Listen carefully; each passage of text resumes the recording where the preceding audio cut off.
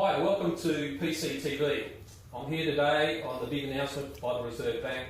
But before I get to that, I'd just like to introduce to you Kevin Young. So many of you may not be aware that Kevin Young is the most successful property investor in Australia. Has 189, nearly 200 properties spread around all markets in Australia. So now I'd like to introduce Kevin Young.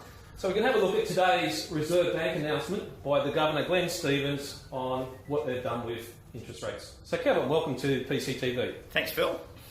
Well, the Reserve Bank did what I expected. Too little, too late, and the Reserve Bank should be sacked.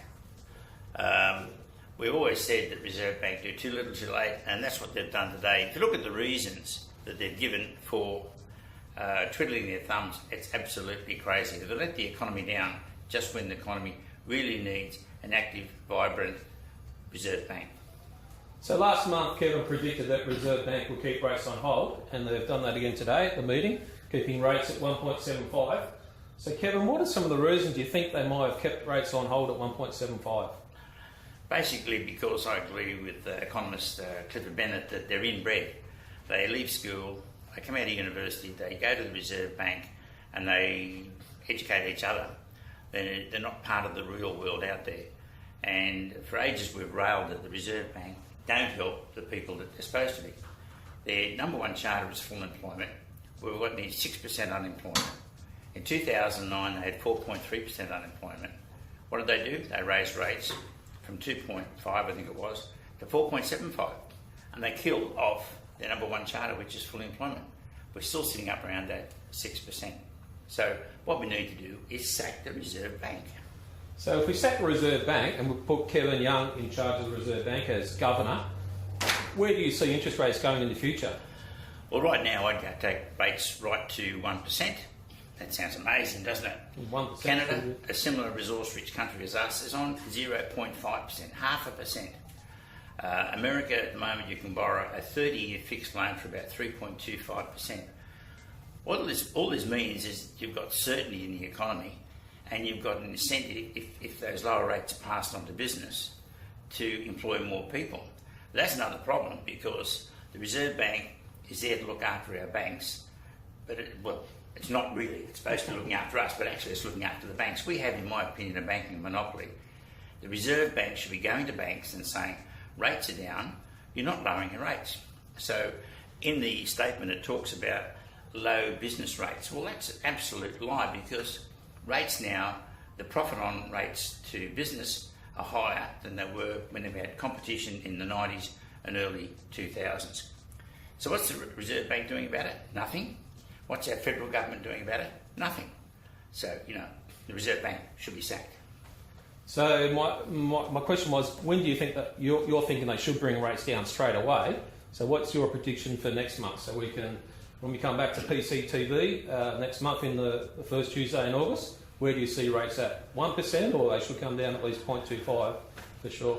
Well, I think belatedly they'll knock it down just 0.25, which is fiddling around the edges. And by November, I think they'll be looking down around about the 1.25%.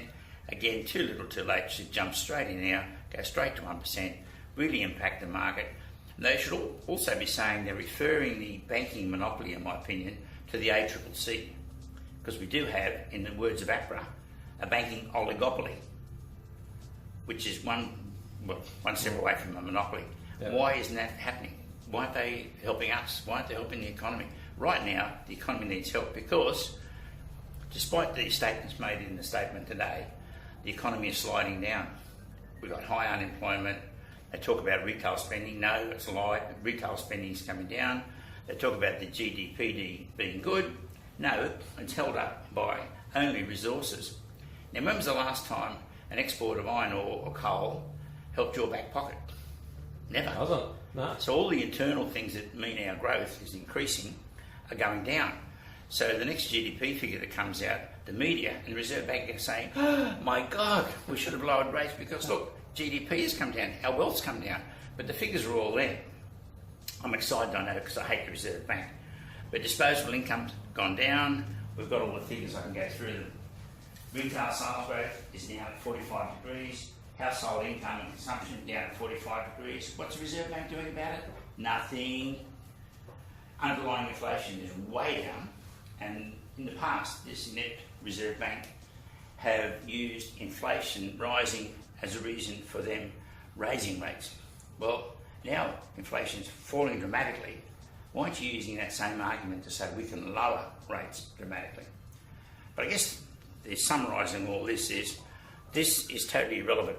Whatever Stevens does is totally irrelevant because the banks are doing this, or is it that? And they're not listening to the Reserve Bank, they're not lowering rates. In fact, as you'll see from this chart, their profit margins are greater than ever. The Reserve Bank should be sending the ACCC in to see why the profit margins are so great and what the ACCC can do about breaking this banking oligopoly, in their own words, or in my words, a monopoly. I look forward to next month. Well, thank you, Kevin, for your insights into the Reserve Bank decision and where you see it going in the future. Well, this episode of PCTV, we're going to analyse the Reserve Bank's interest rate unchanged status today. And the first point is the global economy has continued to grow at a lower than average pace. So, Kevin, do you agree with that statement? Well, this opening statement really shows why the Reserve Bank should be stacked and taken back into Treasury where it used to be. Having an independent Reserve Bank which can't be examined and questioned by members of Parliament or the media is a failed recent experiment of the Howard government, believe it or not. Prior to that, it was part of Treasury and it could be examined and questioned. Now, that opening statement is a reason why they should be sacked. That opening statement is a reason why they should have taken action today to join the rest of the world on low rates. Canada, 0.5. We are sitting up on 1.75, attracting a lot of cash coming into the country, forcing up our dollar, which reduces the number of tourists coming to the country, reduces the benefit from our exports in US dollars. So the economy is lower than average pace. There's a warning sign, nothing about it. Several economies, but conditions have become more difficult. Another warning sign they should be acting on. China's growth rate has moderated further. Okay, another reason why they should take action. So really what they're saying in that opening statement is warning signs, we should be taking action, but we're going to twiddle our thumbs till next month. Next month we'll see if the Reserve Bank changes their opinion on that. Well, the Reserve Bank traditionally do too little, too late, and so by next month, by doing the 0.25% cut, it'll be too little, too late. People would have expected it. Money will still be flooding into the country. Overseas countries, give you a prediction right now, UK is going to lower its rate, probably Canada will lower its rate, US will hold off raising its rates. So RBA will be playing catch up again. So Kevin, on the financial markets, do you have any commentary on the Reserve Bank seeing that as volatile? Well, again, this is another reason why the Reserve Bank saying there's warning signs, admitting there's warning signs, but doing nothing about it. They're afraid to take action. They're bureaucrats that have been brought up out of university, into this government department, and they're all talking to each other over teacups. I think it's called inbreeding. Canada, for instance, had a really good Reserve Bank governor, and the UK pinched him, took him across the UK. They don't rely on inbreeding. In Australia, we have this inbreeding. So, recent data suggests overall growth is continuing despite a very large decline in business sentiment. Well, overall growth is continuing. No, that's a lie. Retail spending is coming down, and at 45 degrees, a rapid rate of knots. That's a lie. A large decline in business investment. Yes, that's true. Another warning sign. Reserve Bank, you're not listening. Other areas of domestic demand as well as exports have been expanding. That's a lie again. Retail spending is down. Labour market indications have been more mixed of late. No, they haven't.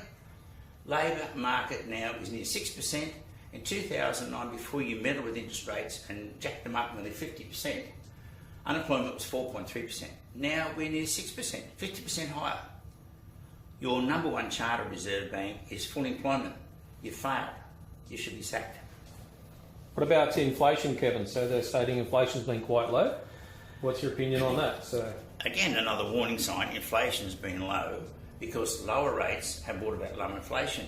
Now, in 2009, we warned the Reserve Bank that this is what happens. If you lower rates, you lower inflation. What did they do in 2009 when unemployment was 4.3%? They raised rates. So we were warning them then, interest rates should be lowered to 2.2%. They raised it to 4.75%. What happened? They caused inflation, they caused unemployment. Who did it? This inbred Reserve Bank. And Stevens gets a medal. New Year's medal. So what else we got on here? Well, there's a good line. Low interest rates have been supporting domestic demand. Well, no, they haven't, because the lower rates aren't feeding through from the banks. Sure, the Reserve Bank is lowering rates, but the banks aren't passing this on. In fact, very sneakily, they raised rates just before the Reserve Bank lowered rates. Then they supposedly lowered rates back to where they were.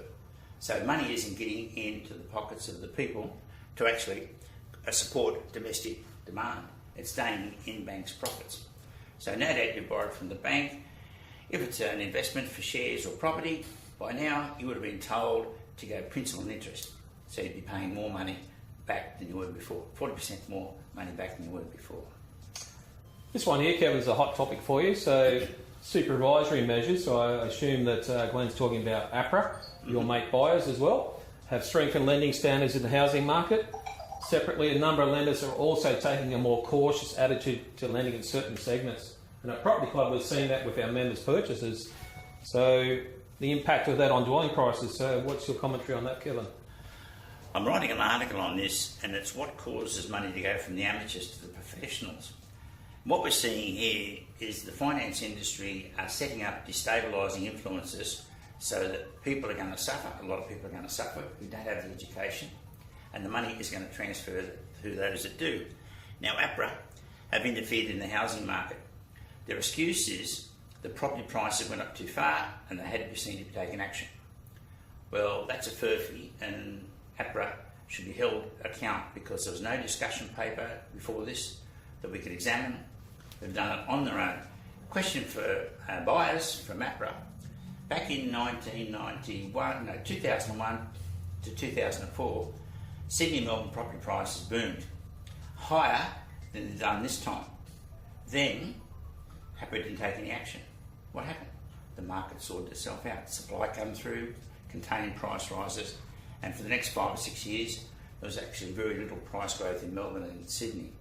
What they're doing now is containing supply artificially by squeezing money that can go to investors who are usually about 30% of the market. That means there's going to be less supply coming to the market. What happens when you have less bananas in the store? People want more bananas, they've got to pay more to get their banana. So we're going to have a temporary lull in the market now that they're patting themselves on the back for, but we're going to have an APRA property boom right around Australia. So if you know what you're doing, get in now and buy good, well-located property, not high-rise, but well-located property in Australia, preferably emerging cities, and you're going to make a lot of money thanks to APRA. So their summary, the board judged to hold monetary policy steady. We've heard from Kevin that he thinks they're wrong yet again and that rates should have come down. So that was their final word. Final word from Kevin.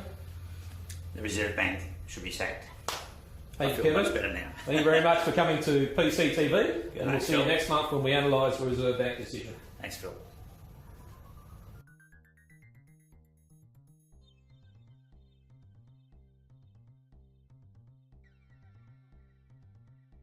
In the next episode, we'll analyse and show you some of Kevin's charts to analyse what Glenn Stevens has said and where Kevin sees his new future as the Governor of the Reserve Bank going. So until next time on PCTV, thanks Kevin for joining us. Thanks, and we'll go through and do a full analysis of the statement by the Governor of the Reserve Bank. Look forward to it. Thank you.